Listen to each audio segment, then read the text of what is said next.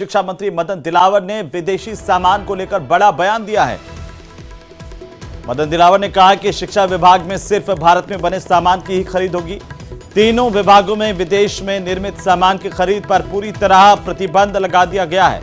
मदन दिलावर ने कहा कि ऐसे में अगर शिक्षा विभाग का कोई भी अधिकारी कर्मचारी विदेशी सामान की खरीद करेगा तो उसके खिलाफ न सिर्फ सख्त एक्शन लिया जाएगा बल्कि उस सामान की कीमत की वसूली उसी अधिकारी से होगी।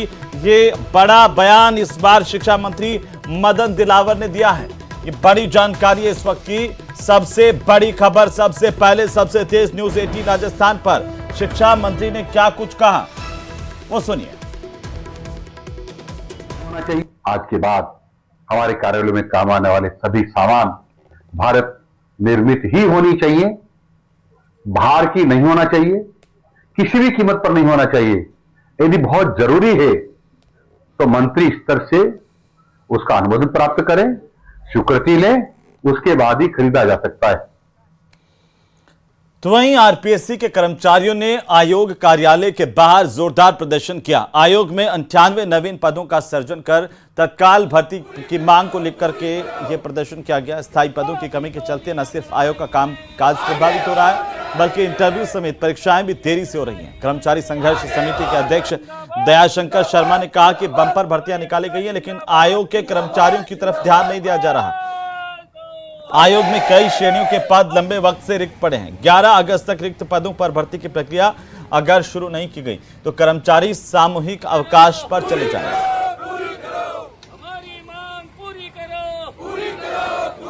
समस्त कार्मिक सामूहिक अवकाश लेंगे और इस अवकाश से आरएस के जो इंटरव्यू चल रहे हैं, कॉलेज लेक्चर के जो विभिन्न विषयों के इंटरव्यू चल रहे हैं और अन्य जो काम एग्जाम संबंधी जो चल रहे हैं, हो सकता है सेकंड ग्रेड एग्जाम भी अगर आंदोलन चला तो प्रभावित हो सकती है।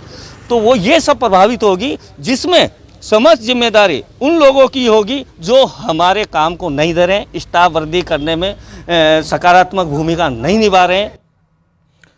उधर अजमेर के किशनगढ़ एयरपोर्ट निर्माण के लिए भूमि अधिग्रहण से जुड़े 120 करोड़ रुपए मुआवजा भुगतान में देरी को लेकर के अजमेर जिला कलेक्ट्रेट में विशेष मुनादी की गई। सिविल न्यायालय के निर्देश पर न्यायिक कर्मचारियों ने एडीएम वंदना कोरवाल के कक्ष के बाहर नोटिस चस्पा किया और ढोल बजाकर नोटिस का मजमून पढ़ा। परिवादी मूल सिंह जगजीत सिंह ने उचित मुआवजा नहीं मिलने पर अदालत की शरण ली थी। न्यायालय ने सरकार को नए सिरे से भुगतान के आदेश दिए थे लेकिन अब तक राशि नहीं मिलने पर कोर्ट ने यह कार्रवाई की।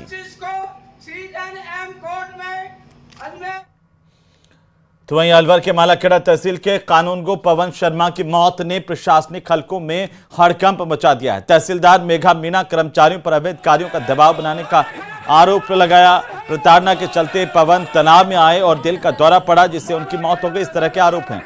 आक्रोशित पटवारी कानूनगो संगठन ने रैली निकालते हुए मिनी सचिवालय तक प्रदर्शन किया।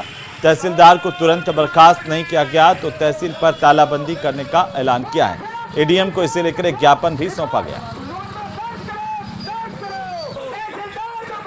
की चरम सीमा उनकी कार्यशैली इतनी हद तक बढ़ चुकी है कि उनके अधीनस्थ कर्मचारी कानागो और पटवार संघ भी उनके विरोध में उतर चुके हैं और वो धरने पे बैठे हुए हैं। इनकी दमनकारी नीति के कारण और इनके द्वारा जो अपने अधीनस्थ कर्मचारियों के द्वारा तहसीलदार ने जो कृत्य करवाए, गलत कृत्य कराए, उनके परिणाम स्वरूप एक कानागो है पवन शर्मा जी, उन्होंने उनका देहांत हो चुका है। वो इनकी कार्यशैली की, इनके दबाव की वजह से, इनके अत्याचार की वजह से हुआ है। एक मालाखेड़ा तहसीलदार के खिलाफ दिया जा रहा धरना है जिसकी जांच हो चुकी और जांच हो रही है। कलेक्टर साहिबा ने रेवेन्यू बोर्ड को लिख दिया कि इसको बर्खास्त करना, नौकरी से इसको बर्खास्त करना ही उचित है। ये फील्ड की नौकरी करने लायक नहीं है। उधर